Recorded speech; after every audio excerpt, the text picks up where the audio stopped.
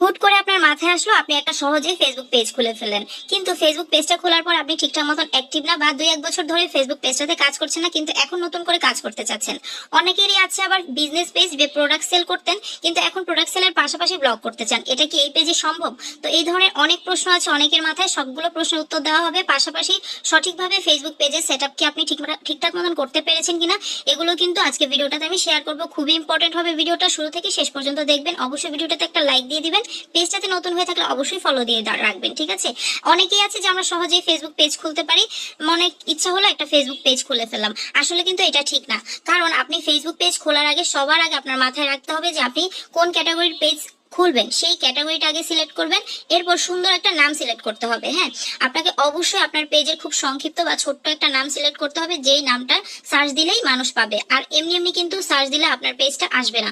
অবশ্যই আপনার পেজে কিন্তু একটা ইউআরএল থাকতে হবে, ঠিক আছে? ফেসবুক পেজের ইউআরএল সঠিকভাবে সেট আপ করা আপনার আগে জানতে হবে। তারপর হচ্ছে গিয়ে আপনার পেজের মোস্ট ইম্পর্টেন্ট বিষয় হচ্ছে আপনার পেজের নামটা এবং আপনার পেজের ক্যাটাগরি। পেজ খোলার আগে অবশ্যই নাম আর ক্যাটাগরি সিলেক্ট করে নেবেন, এরপর সঠিকভাবে ফেসবুক পেজের সেট আপটা করবেন। আপনি প্রথমেই দেখবেন যে আপনার পেজের লোকেশন, আপনার পেজের আওয়ার্স, মানে কত টাইম আপনার পেজটা খোলা থাকবে, মানে এডিট অপশনে যে আপনার পেজের ইন ডিটেলস যা কিছু ফেসবুক চাইবে রিকোয়ারমেন্ট, সবগুলো কিন্তু আপনার ফুলফিল করতে হবে। অনেকেই আছেন যে ফেসবুক পেজ খুলেই লাইক ফলোয়ারের পিছনে একদম ঝাঁপিয়ে পড়েন, ওয়াচ টাইমের পিছনে একদম ঝাঁপিয়ে পড়েন, কিন্তু ঠিকঠাক মতন ফেসবুক পেজটাই আপনি ক্রিয়েট করা হয়নি বা সেট আপ করা হয়নি। অনেকে আছে ঠিক মতন বায়ো লেখেন নাই, ডেসক্রিপশন লেখেন নাই, তারপর আপনার পেজের ঠিকানা, আপনার পেজের যে ওয়েবসাইট, ফোন নাম্বার, ঠিকঠাক মতন লোকেশন, এগুলো যে দিতে হয়, এগুলো দেওয়া ছাড়া কিন্তু আপনার পেজের প্রসার কখনোই হবে না, ঠিক আছে? তাই সবগুলো তথ্য কিন্তু সঠিকভাবে আপনার পূরণ করতে হবে। নিজের মতন করে সুন্দর করে ভিডিও যদি আপনি তৈরি করতে পারেন সেটা তো অনেক ভালো, কিন্তু আপনি অন্য কোনো পেজ বা অন্য কোনো পেজের ভিডিও কখনোই কিন্তু আপনার পেজে বা আপনার প্রোফাইলে আপলোড দিবেন না। এতে করে কিন্তু আপনার পেজটার প্রবলেম হবে। তারপরে হচ্ছে আপনার পেজের যদি মোস্ট কোনো পপুলার ভিডিও থাকে সেটাকে পিন পোস্ট হিসেবে রেখে দিতে পারেন।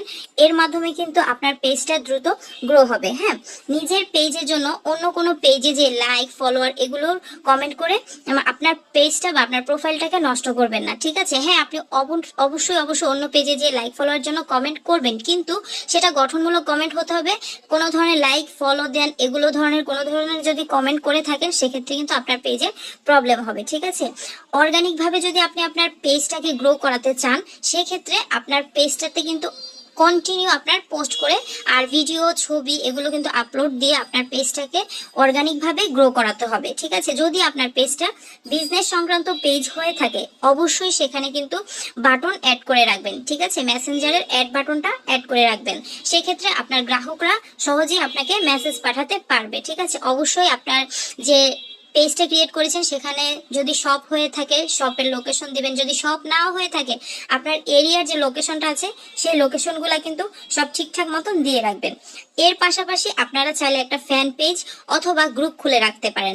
এতে করে গ্রুপের মাধ্যমে মানে আপনাদের পেজ রিলেটেড পেজকে রিলেট করে একটা গ্রুপ খুলবেন। এতে করে ওই গ্রুপের মাধ্যমে কিন্তু আপনার পেজে কিন্তু লাইক ফলোয়ার কিন্তু দ্রুত বাড়বে আর পেজটা কিন্তু দ্রুত ফলোয়ার হবে। এছাড়া কিন্তু আপনার পেজের যে ফলোয়ারগুলো আছে সবাই কিন্তু এক ছাদের নিচে মানে আসার একটা সম্ভাবনা থাকে গ্রুপ ক্রিয়েট করার মাধ্যমে। আর আস্তে আস্তে কিন্তু গ্রুপটা যতদিন বড় হবে তত কিন্তু আপনার পেজটাও কিন্তু বড় হবে আর আপনার পেজের কিন্তু একটা ফ্যান পেজ বা ফ্যান বেজ কিন্তু সৃষ্টি হবে। এতে করে আপনার পেজটা কিন্তু জনপ্রিয় হবে, ঠিক আছে? আর ওই গ্রুপটার কারণে কিন্তু অর্গানিক ভাবে লাইক ফলোয়ারও বাড়বে, ঠিক আছে? সাধারণত ভিডিও বা পোস্টের চেয়ে 10 গুণ বেশি রিচ পাওয়া যায় ফেসবুক লাইভ ভিডিও করার মাধ্যমে। আপনাদের যদি লাইভ করতে ফেস দেখিয়ে সমস্যা হয় সেক্ষেত্রে কিন্তু আপনারা যে কোনো রান্না বান্নার ভিডিও নিয়েও কিন্তু লাইভ করতে পারেন, ফেস না দেখিয়ে, বা বাইরে কোথাও গেলেন তখনও কিন্তু লাইভ করতে পারেন। এতে করে কিন্তু পেজের রিচও বাড়ে আর পাশাপাশি হচ্ছে পেজের লাইক ফলোয়ার বাড়ে, পেজটা সবার সামনে কিন্তু পরিচিত হওয়ার একটা চান্স থাকে, ঠিক আছে? নতুন পেজ যাদের আছে তারা অবশ্যই বেশি বেশি করে পেজ থেকে আপনারা লাইক করবেন। পেজের এঙ্গেজমেন্ট বাড়াতে উল্টাপাল্টা কোনো খবর বা ভুল কিছু আপনার পেজে কখনোই পোস্ট করবেন না, বা ভুয়া তথ্য এই ধরনের কোনো কিছু আপনার ফেসবুক পেজে আপনি ব্যবহার করবেন না। এতে করে কিন্তু আপনার পেজে অনেকেই রিপোর্ট মারবে, তখন আপনার পেজটা চলে যাওয়ার একটা সম্ভাবনা থাকবে। তো এই জিনিসগুলো সব সময় মাথায়।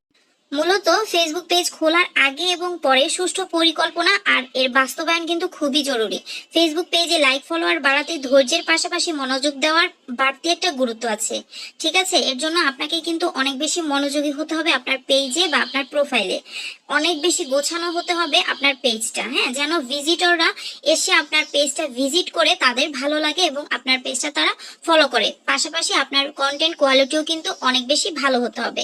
আজকের মতন বিদায় নিচ্ছি, সবাই ভালো থাকবেন, সুস্থ থাকবেন, আল্লাহ হাফেজ।